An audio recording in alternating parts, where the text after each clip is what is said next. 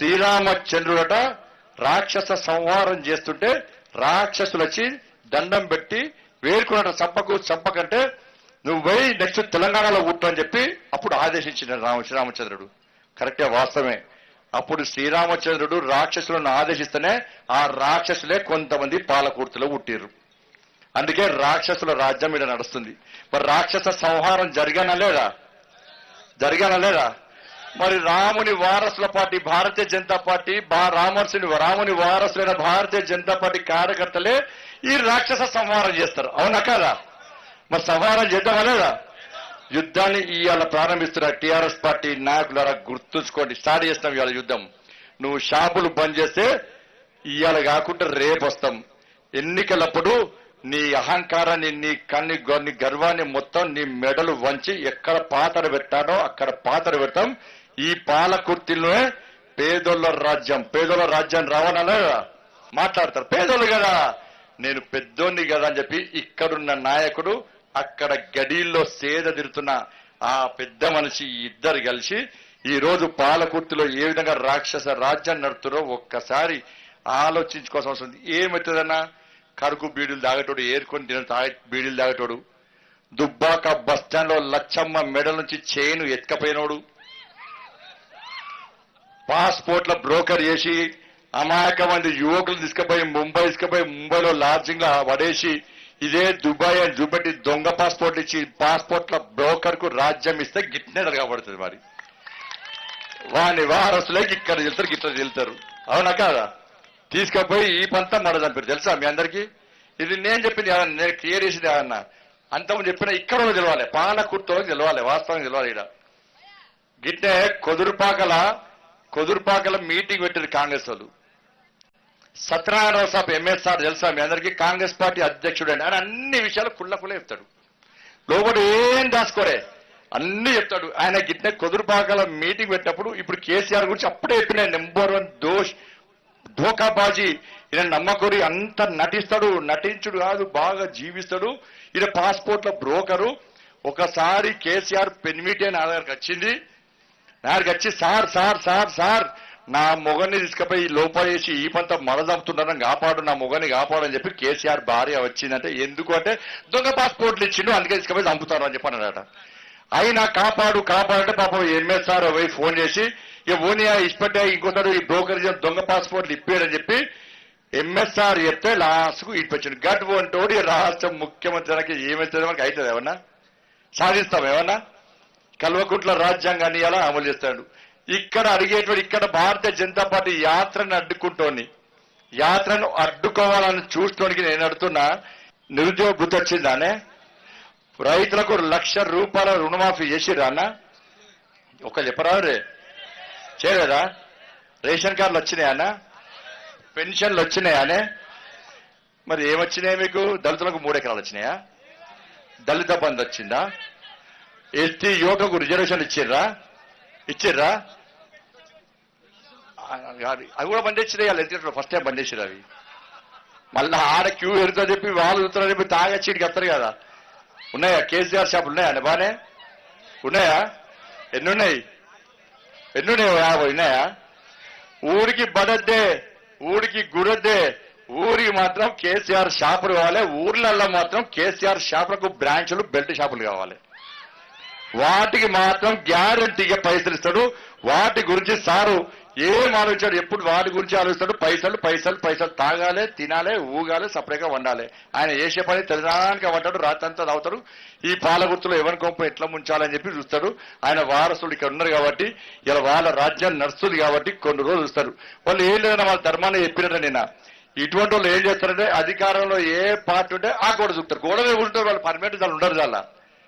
ఆడ పర్మనెంట్ ఉండరు. మళ్ళా అధికారంలోకి ఏ పార్టీ వస్తే ఆ పార్టీలో దుంకటోళ్ళు వీళ్ళందరూ కూడా. ఎన్నికలు అయిపోయాయంటే ఉరికేస్తారు అందరూ కూడా.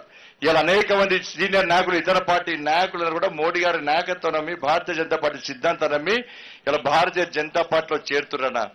అటువంటి పార్టీలో చేరుతుంటే కేసీఆర్ కు డప్పులు కొడుతున్నాయి. ఎట్టి బస్సులో ప్రజా సంగ్రామ యాత్ర భారతీయ జనతా పార్టీ తీస్తున్నది. ఎక్కడ వేళ ప్రజలు తండాలుగా తరలి వస్తున్నారు. వాళ్ళ కష్టాలు చెప్పుకుంటున్నారు, వాళ్ళ బాధలు చెప్పుకుంటున్నారు, వాళ్ళు పడుతున్న ఇబ్బందులు చెప్పుకుంటున్నారు. వాళ్ళకి ఏ విధంగా పాలన కావాలి, ఎలాంటి పాలన కావాలి, ఎవరి పాలన కావాలో వాళ్ళందరూ కష్టపడొచ్చి స్వేచ్ఛగా చెప్పుకుంటారు కాబట్టి తండాలుగా ప్రజలు వస్తున్నారు కాబట్టి ఈ ప్రజా సంగ్రామ యాత్ర 3వ దఫా ప్రారంభించిన తర్వాత 2 దశలు పూర్తయిన తర్వాత కేసీఆర్ గడిలు బద్దలవుతున్నాయి, కేసీఆర్ పునాదులు కదులుతున్నాయి, అధికారం పోతుందన్నటువంటి ఒక దురుద్దేశంతో ఇలా లుచ్చ రాజకీయాలు చేస్తూ ఏ విధంగా భారతీయ జనతా పార్టీ కార్యకర్తలను ఇబ్బంది పెట్టడము, రాళ్లతో దాడి చేయడము, నాన్ బెయిలబుల్ కేసు పెట్టడము, జైల్లో పెట్టడము, రౌడీ షీట్లు ఓపెన్ చేయడము, కమ్యూనల్ షీట్లు ఓపెన్ చేయడము. ఆ రోజు నిజాం కాలం ప్రభుత్వాన్ని మనం చూడలే. ఈ రోజు నిజాం కాలం ప్రభుత్వం ఈ విధంగా ఉండని చెప్పి నిజాంను పూడే ఇలా రాష్ట్ర ముఖ్యమంత్రి 8వ నిజాంగా అవతరించి మనని ఉసురు పోసుకుంటున్న విషయాన్ని ఒక్కసారి గుర్తించండి. అందుకే రాష్ట్ర ముఖ్యమంత్రి 17th సెప్టెంబర్ జరుపు సారన్న. 17th సెప్టెంబర్ ఎందుకు జరుపవు సారన్న? 17th సెప్టెంబర్ తెలుసుగానే మనకు తెలంగాణకు విమోచన జరిగింది 17th సెప్టెంబర్. ఇదే రాష్ట్ర ముఖ్యమంత్రి సమైక్యాంధ్ర రాష్ట్రంలో సమైక్య పాలనలో ఈరోజు తెలంగాణ ఉద్యమం జరుగుతున్న సమయంలో కాంగ్రెస్ పార్టీ చవటల్లారా, దద్దమ్మలారా, మీరు బయటికి రండి, మా స్వాతంత్ర్య దినోత్సవాన్ని స్వేచ్ఛగా పండుగ వాతావరణంలో జరపనియరా, మూర్ఖులారా బయటికి రండి అని చెప్పి మా తెలంగాణ రాష్ట్రం ఏర్పడ్డ తర్వాత 17th సెప్టెంబర్ బ్రహ్మాండంగా అద్భుతంగా 100% జరుపుతామన్న ముఖ్యమంత్రి ఇవాళ అధికారులకు వచ్చిన తర్వాత 17th సెప్టెంబర్ ఎందుకు జరుపుతలేవంటే 17th సెప్టెంబర్ జరిపితే మళ్ళా చాకలి ఐలమ్మ, దొడ్డి కొమరయ్య, రామ్జీ గోన్, కొమరం భీం, ఇలా నల్లా నరసింహులు, మళ్ళా ప్రొఫెసర్ జయశంకర్ సార్ చరిత్ర మళ్ళీ వస్తుంది, కొండా లక్ష్మణ్ బాపూజీ వారి చరిత్ర బయటకు వస్తుంది, ఇవన్నీ బయటకు వస్తుంది. వీళ్ళేం చేసిరన్న తెలంగాణకు? నేనే నా కుటుంబం మాత్రమే తెలంగాణ రాష్ట్రాన్ని సాధించడం, మేమే కొట్లానామని చెప్పి మా చరిత్ర రాబోయే తరాలకు అందించాలి తప్ప ఈ అమరవీరుల చరిత్ర, ఈ 1400 మంది వీరుల చరిత్ర తెలంగాణ ప్రజలకు రాబోయే తరాలకు తెలియవద్దని ఒక దురుద్దేశంతోనే 17th సెప్టెంబర్ జరపకుండా రాష్ట్ర ముఖ్యమంత్రి కుట్రవతుడు. డేట్ ఎంత ఇవాళ? వాళ్ళ డేట్ ఎంత? 16. ఇంకా నెల రోజులన్న 17th సెప్టెంబర్. అవునా కదా? ఏ ముఖ్యమంత్రి టీవీ చూస్తాడు? రాష్ట్ర ముఖ్యమంత్రి టీవీ పెట్టి ముంగడ గ్లాస్ పెట్టుకొని చూస్తాడు. ప్రజా సంగ్రామ యాత్ర అంటే ఉచ్చ పడుతుంది కేసీఆర్ కు. అవునా కాదా? అవునా కాదా? ఇప్పుడు చెప్తున్నా ఈయన రాష్ట్ర ముఖ్యమంత్రి జరపాలేను. 17th సెప్టెంబర్ తెలంగాణ విమోచన దినోత్సవాన్ని నువ్వు జరపకుంటే నీ మెడలు బట్టి జరిపిస్తా బిడ్డ. 17th సెప్టెంబర్ పేదోళ్ళు జరుపుకుంటారన్న తెలంగాణ రాష్ట్రం పేదోళ్ళు కదా. ఇలా కేసీఆర్ కుటుంబ సభ్యులు అంటున్నారే, మేము మాది రాయల్ ఫ్యామిలీ, మా వల్లనే తెలంగాణ వచ్చి, ఎవరి వల్ల వచ్చిందా తెలంగాణ? కేసీఆర్ వాళ్ళకి వచ్చిందానే, కేసీఆర్ కొట్టాడినానే అన్న. అరెస్ట్ అయ్యి ఖమ్మం హాస్పిటల్ దొంగ దీక్ష చేసిండన్న. అప్పుడు మానకుడు కరీంనగర్ నుంచి బయలుదేరుతుంటే ఒక పోలీస్ ఆఫీసర్ పట్టుకున్నాడు. ఒక పోలీస్ ఆఫీసర్ పట్టుకొని, నేను రేపు పోతున్నా, నన్ను వెంటనే అరెస్ట్ చేయి. ఇక్కడ కొంతమంది నాయకులు ఉంటారు, అన్ని పార్టీల నాయకులు కొంత ఉంటారు. ఎందుకంటే రేపు ధర్నా ఏమంటే ముందే పోలీసులు చెప్పించుకొని అవదర్శ చేసుకుంటారు కొంతమంది, తెలుసు కదా. ఇట్లా కేసీఆర్ సార్ అప్పటి నుంచే బట్టబాజీ, అవే జూటబాజీ లెక్కలైనా ఫస్ట్ నుంచి అవే కన్నింగ్ అన్నిట్లో ఎక్స్పర్ట్ కదా. మోసం చేసిలో, చీటింగ్ చేసిలో ఎక్స్పర్ట్. ఏం చేసిండు? నేను కరీంనగర్ నుంచి బయలుదేరుతున్నా, దీక్ష కోసం బయలుదేరుతున్నా, నాకు మందు లేనిది నాకు మనసులో పట్టది, నేను కొంచెం దూరం పోగానే నన్ను అరెస్ట్ చేయమని చెప్పి కొంతమంది అధికారులను, వీళ్ళ కొంతమంది అధికారులు తెలంగాణ ఉద్యమ స్ఫూర్తి ఉండగానే వాళ్ళతో మాట్లాడుకొని అరెస్ట్ చేయను అని, అరెస్ట్ చేస్తే ఫుల్ మైలేజ్ చేస్తానని చెప్పి అరెస్ట్ చేసుకున్నాడు. ఈయన్ని అరెస్ట్ చేసుకుని తీసుకుపోయి ఖమ్మం హాస్పిటల్ వాడే. మరి అక్కడ దీక్ష చేసిందా అంటే గడ్డాలు మీసాలు పెంచుకున్నప్పుడు దీక్ష చేయలేదన్న వాస్తవ విషయం. మా విజయరామ సార్ ఉన్నాడు ఇక్కడనే, ఏడే మా ఒకసారి విరువులాడు ఇక్కడ మీటింగ్ పెడతాం. మా విజయరామ సార్ ఉన్నాడు, మా చంద్రశేఖర్ ఉన్నాడు, మా జిట్టా బాలకృష్ణ ఎక్కడనే, మా జిట్టా బాలకృష్ణ ఉన్నాడు, చాలా మంది నాయకులు ఉన్నారన్న మా దగ్గర.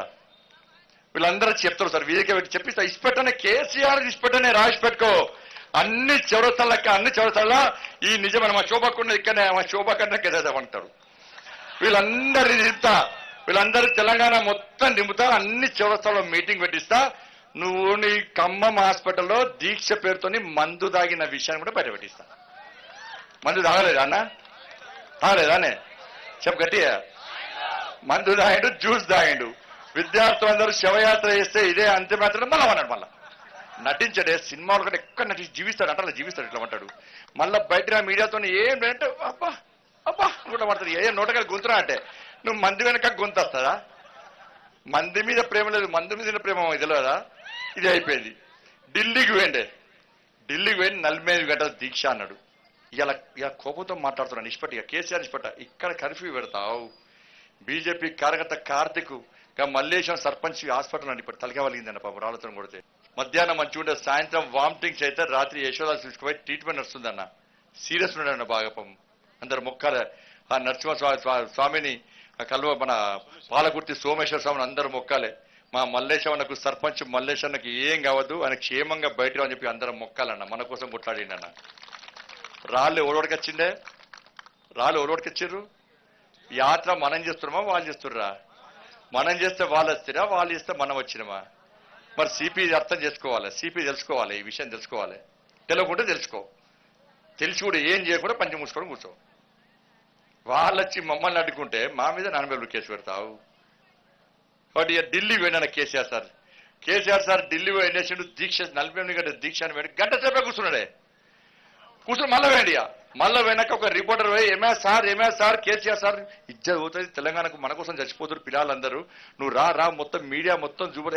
మీడియా ఎక్కడా అని చెప్పాడు. ఇజ్జత్ పోతుంది సార్, మా ఛానల్ చూపడుతుంది సార్ అంటే ఉరికొచ్చి మళ్ళీ కూర్చున్నాడు. కూర్చొని ఆగలే.